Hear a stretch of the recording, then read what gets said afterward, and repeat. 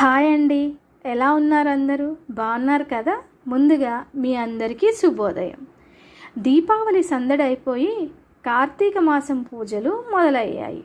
శివాయ విష్ణు రూపాయ శివరూపాయ విష్ణవే అంటూ శివకేశవుల మధ్య భేదం లేదని నిరూపించడానికి ఈ మాసం మొత్తం శివనారాయణుల నామస్మరణతో నిండిపోయి దేశమంతటా భక్తిభావం వెల్లివిరుస్తుంది. ఈ కార్తీక మాసంలో అన్ని రోజులు ప్రత్యేకమే, కానీ ఇవాల్టి రోజుకి ఇంకొంచెం ఎక్కువ ప్రత్యేకత ఉంది. అదే భగినీ హస్త భోజనం. ఈ భగినీ హస్త భోజనం గురించి నాకు తెలిసిన విషయాలు మీతో షేర్ చేసుకోవాలనుకుంటున్నాను. సోదరుల ఆప్యాయతానుబంధాలకు అద్దం పట్టే ఒక సంప్రదాయం భగినీ హస్త భోజనం. భగిని అంటే సంస్కృతంలో సోదరి అని అర్థం. ఆమె పెట్టే భోజనం కనుక దీన్ని భగినీ హస్త భోజనం అంటారు. కార్తీక శుద్ధ విదియ అంటే దీపావళి వెళ్ళిన రెండవ రోజు ఈ సంప్రదాయాన్ని ఆచరిస్తారు. ఈ పర్వదినాన అన్నదమ్ములు తమ అక్కా చెల్లెళ్ళ ఇళ్లకు పసుపు కుంకుమలు, చీర సారా తీసుకొని వెళ్ళి తమ సోదరికి ఇచ్చి ఆమె చేతి వంట తిని ఆమెతోటి తిలకం దిద్దించుకుంటారు. రాఖీ పౌర్ణమిలానే ఇది కూడా అన్నా చెల్లెళ్ళ, అక్కా తమ్ముళ్ళ ప్రేమకు అద్దం పట్టే పండుగ. కానీ రాఖీ పౌర్ణమికి దీనికి కొన్ని తేడాలు కూడా ఉన్నాయండోయ్.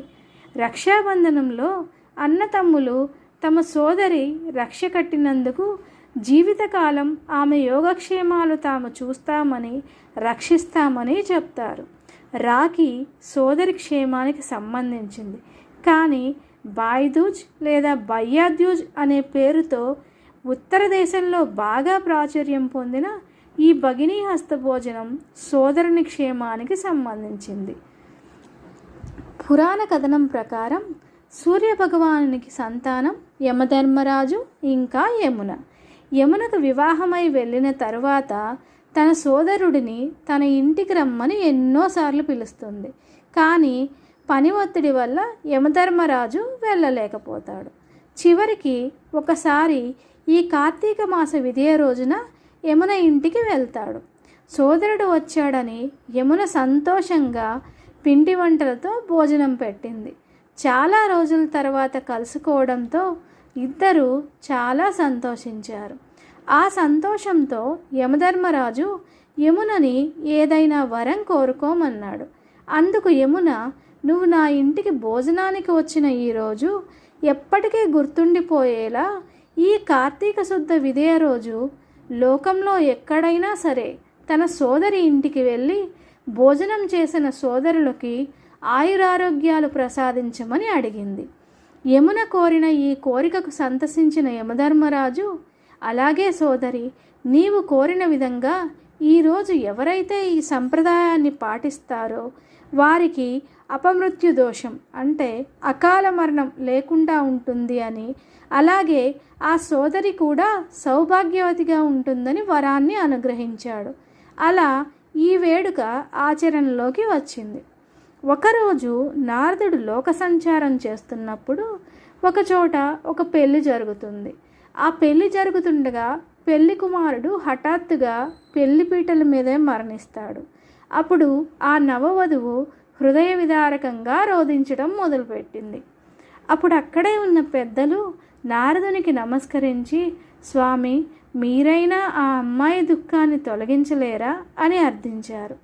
దానికి సమాధానంగా నారదుడు, జనన మరణాలు దైవలిఖితాలు, మనం చేయగలిగింది ఏమీ లేదు.